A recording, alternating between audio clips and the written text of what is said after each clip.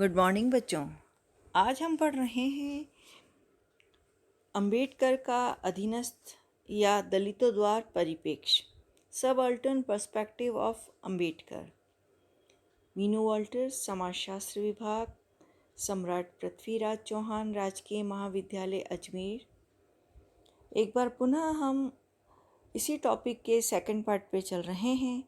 इससे पहले हमने कुछ पॉइंट्स पर डिस्कशन किया था, कुछ पॉइंट्स को समझा था कि किस तरह से अंबेडकर ने दलितों द्वारा परिप्रेक्ष्य में अपने विचार व्यक्त किए, जिसमें हमने पहले वाले वीडियो में हमने पढ़ा था वर्ण व्यवस्था की आलोचना, जाति व्यवस्था का उन्होंने विरोध किया था और अछूतों के सुधार पर बल दिया था। इसमें उन्होंने कहा था कि जो भी अछूतों की जो स्थिति है उसके लिए वे स्वयं उत्तरदायी हैं।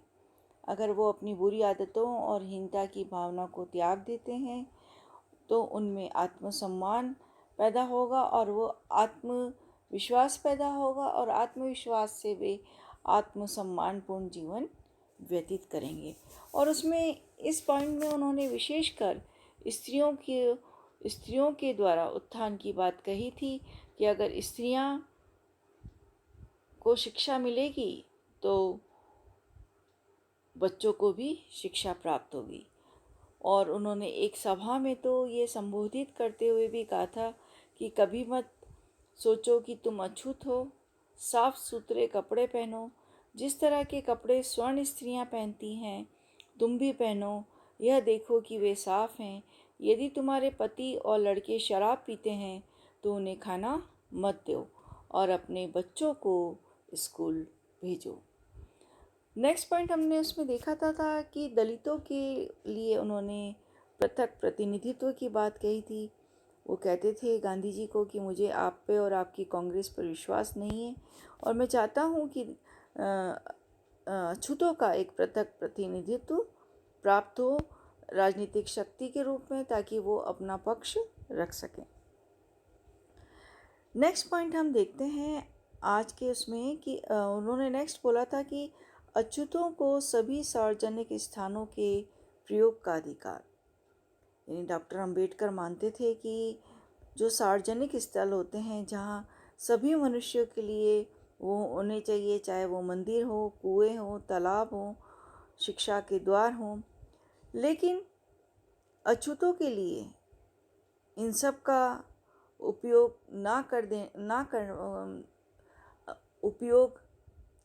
ना करना, यानी उनको उस स्थान का उपयोग करने का विरोध करना, उनको उस उपयोग करने ही नहीं देते थे। इसलिए वो कहते थे कि अगर वो प्रयोग से वंचित हैं तो ये न्यायोचित नहीं है। उन्हीं के प्रयासों से गंगा सागर तालाब का पानी पिया गया और यह वही तालाब था जहाँ अछूतों को पानी पीने की आज्ञा नहीं थी। 1930 में उन्होंने गुजरात में काला राम मंदिर में प्रवेश कर एक प्रदर्शन का नेतृत्व किया। उन्होंने महार वतन कानून का विरोध किया जो महाराष्ट्र के महारों के लिए बंधुआ मजदूरी और दास्ता की व्यवस्था करता था। उन्होंने समता सैनिक की भी स्थापना की। तो इस तरह से हमने देखा कि उन्होंने कहा कि जो भी सार्वजनिक स्थल हैं उन स्थलों पर जैसे सब लोग प्रयोग करते हैं वैसे अछूतों को भी प्रयोग करना चाहिए। और इसके लिए उन्होंने 2-3 जगह जाकर उस स्थान का प्रयोग कर उस अछूतों के लिए एक नई राह दिखाई। नेक्स्ट उन्होंने कहा कि नेक्स्ट पॉइंट में हम देखते हैं कि अछूतों के उद्धार के लिए कानूनी उपाय, क्योंकि वो ये देखते थे कि मनुस्मृति तथा अन्य स्मृति उस समय के लिए कानून थी।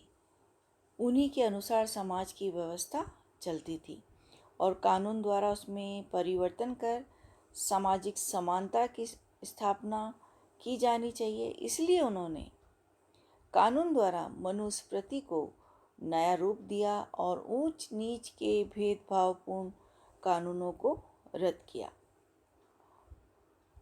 भारतीय संविधान द्वारा राजनीतिक समानता के साथ साथ सामाजिक समानता की भी व्यवस्था की गई।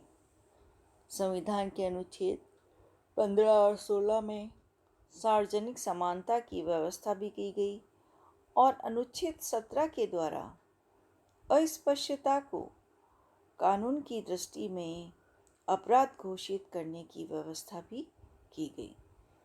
और साथ ही हम देखते हैं कि एक बहुत बड़ा परिवर्तन संविधान के द्वारा अछूतों के लिए किया गया और भारतीय संविधान द्वारा अनुसूचित जातियों और जनजातियों को आरक्षण दिया गया। नेक्स्ट हम देखते हैं अंबेडकर और धर्म परिवर्तन। अंबेडकर चाहते थे कि दलितों को भी सम्मानपूर्ण ढंग से वो जीवन जिए।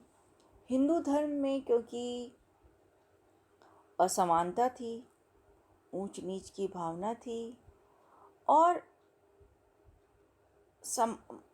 इस कारण सम्मानपूर्ण और समानता के लिए उन्होंने अछूतों के लिए धर्म परिवर्तन का निश्चय किया। बौद्ध धर्म में उन्होंने समानता का संदेश पाया और उन्होंने अपने वर्ग के लिए बौद्ध धर्म स्वीकार करने का संकल्प किया और 1956 में 5 लाख व्यक्तियों के साथ उन्होंने बौद्ध धर्म को स्वीकार कर लिया। और इस धर्म परिवर्तन का उद्देश्य था कि अछूत वर्ग को अपनी अलग पहचान बनाकर सम्मानपूर्वक स्थिति प्रदान करना। इसी क्रम में का विश्लेषण करते हुए डॉक्टर पी वर्मा लिखते हैं कि उन्होंने बौद्ध धर्म में मार्क्सवाद का नैतिक और सहिष्णु विकल्प खोजा और उनके अनुयायियों ने उन्हें गर्व के साथ 20वीं सदी का बोधिसत्व कहा। नेक्स्ट पॉइंट हम देखते हैं श्रमिकों के हितों का समर्थन।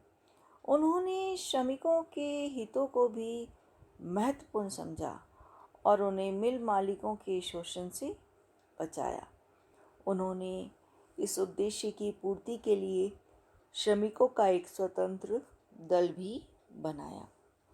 तो इस तरह से हम देखते हैं कि अंबेडकर के उपरोक्त विचारों से कि वे अछूतों और दलितों के लिए समर्पित सामाजिक और राजनीतिक विचारक थे। उन्होंने अपना पूरा जीवन अछूतों, दलितों, श्रमिकों का उत्थान कर उन्हें सामाजिक भेदभाव मिटाकर समानता स्थापित करना चाहते थे और संविधान में जो धर्मनिरपेक्ष राज्य और अस्पृश्यता अपराध अधिनियम है वो उन्हीं की देन है। वे एक प्रबल देशभक्त और राष्ट्र की एकता के एक प्रबल समर्थक थे। वो अगर हम देखें तो उनका जो प्रारंभिक जीवन है उसमें वे राजनीतिक स्वतंत्रता के भी समर्थक रहे हैं, परंतु उनके जीवन का मुख्य लक्ष्य अछूतों के लिए सम्मानपूर्वक जीवन की परिस्थितियां उत्पन्न करना तथा समाज को समानता के आधार पर व्यवस्थित कर समाज में जो व्याप्त ऊंच नीच की भावना है उसे उन्हें समाप्त करना था। यानी जो समाज में व्याप्त ऊंच नीच की भावना है जिससे सामाजिक असमानता समाज में थी उसको उन्हें दूर करना था। साथ ही जाति के आधार पर जो भेदभाव किया जाता है और जाति के नाम पर जो शोषण किया जाता है उसमें भी वे सुधार लाना चाहते थे। इसलिए कहा जाता है कि डॉक्टर अंबेडकर एक समाज सुधारक थे, ना कि एक राजनीतिज्ञ। इसी बात को विश्लेषित करते हुए डॉक्टर वीपी वर्मा कहते हैं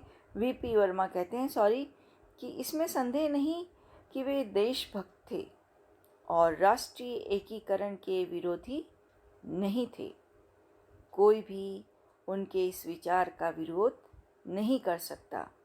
अछूतों के लिए हिंदुत्व द्वारा उन पर लादी गई घोर अपमानजनक स्थितियों का विरोध और उनसे मुक्ति ब्रिटिश शासन से देश की राजनीतिक स्वतंत्रता प्राप्त करने की तुलना में अधिक आवश्यक था। और इसी विचारों और कार्यों के आधार पर हम कह सकते हैं कि डॉक्टर भीमराव अंबेडकर अछूतों और दलितों के मसीहा थे। धन्यवाद। Have a nice day.